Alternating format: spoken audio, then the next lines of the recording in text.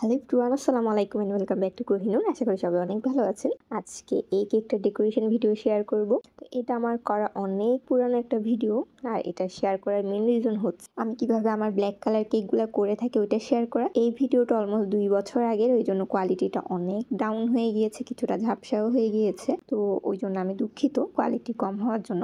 এই কেকটা ছিল হচ্ছে আমার বড় ভাইয়ের বার্থডে কেক, অ্যান্ড যেহেতু বাসায় খাবো ওই জন্য আমি আমার মতো করে রেডি করেছিলাম। এখানে বেস কেকটা ছিল একটা ডার্ক চকলেট ময়েস্ট কেক, আমি যেটা চকলেট হুইপ ক্রিম ফ্রস্টিং দিয়ে লেয়ার আপ করে ফাইনাল কোটিং করে নিয়েছিলাম। এখন আমি যেটা করছি এখানে হচ্ছে আমি মাট কেকের জন্য যে গানাশটা ইউজ করে থাকি, ডার্ক চকলেট মাট কেকের জন্য ওই গানাশ রেসিপিটাই আমি এখানে ইউজ করেছি। এখানে ওই গানাশের সাথে আমি কিছুটা পরিমাণ ব্ল্যাক ফুড কালার মিক্স করে নিয়েছি। ব্ল্যাক ফুড কালার মিক্স করে আমি উপরে একটা লেয়ার দিয়ে নিয়েছি। এতে করে আমি খুব ইজিলি আমার কেকগুলোতে ব্ল্যাক কালারের কাজগুলো করে থাকি। আমি কখনো হুইপ ক্রিমের মধ্যে ব্ল্যাক কালার আনাটা প্রেফার করি না, এতে করে কেকের টেস্ট কমে যায়, পাশাপাশি কেকটা খাওয়ার পর হাতে মুখে কালারও লেগে যায় আর কেকের টেস্টটাও অনেকটা কমে যায়। তো ওই জন্য আমি সবসময় চকলেট গানাশ ফ্রস্টিংটা ইউজ করে আমার ব্ল্যাক কেকের অর্ডার আসলে এই জন্য প্রাইসটা তুলনামূলক একটু বেশি পড়ে যায়। তো এখন কেকটার কথা বলি। কেকটা আমি গানাশ দিয়ে ফ্রস্টিং করে ফ্রিজে রেখে দিয়েছিলাম 30 মিনিটের জন্য।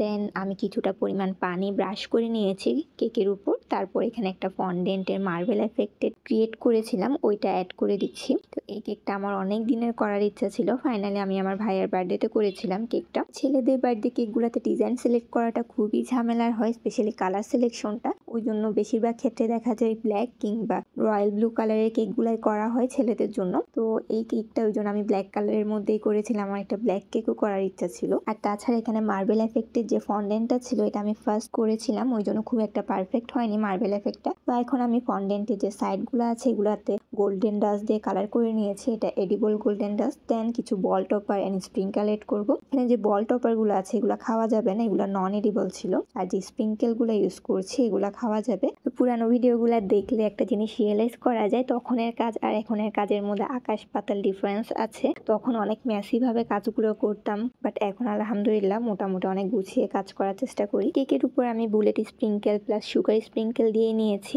আর তারপর কেকের writing and happy birthday topper দিয়ে কেকের ডেকোরেশনটা কমপ্লিট করব। তো যারা যারা কনফিউজ থাকেন কিভাবে কেকের মধ্যে ব্ল্যাক কালার আনবেন, তারা এই প্রসেসে ব্ল্যাক কালারটা আনতে পারেন। এতে করে কেকের ফ্লেভারও নষ্ট হবে না, পাশাপাশি আপনার খুব সুন্দর একটা ব্ল্যাক কালার কেকও হয়ে যাবে। তো এই কেকটার ফ্লেভার আমি বলেছিলাম ডার্ক চকলেট ময়েস্ট কেক, আর সাথে হুইপ ক্রিম ফ্রস্টিং ছিল। বাট এই কেকটার মধ্যে একটা টুইস্ট ছিল, এটা হচ্ছে এটা শুধু normal dark chocolate moist cake ছিল না, এখানে অরেঞ্জ ফ্লেভারও ছিল। মানে এটা ডার্ক চকলেট অরেঞ্জ ফ্লেভারের একটা কেক ছিল, যেটা আমরা ছোটবেলায় যে মিমিটা খেয়েছিলাম অরেঞ্জ অ্যান্ড ডার্ক চকলেট কম্বিনেশনের, ওইটা থেকে ইন্সপায়ার হয়ে আমি বানিয়েছিলাম। এটা অনেক মজার একটা কেক ছিল। তো এই হচ্ছে এই কেকটার ফাইনাল আউটকাম। এটা ছবিটা আমি লাস্টে অ্যাড করে দিয়েছি।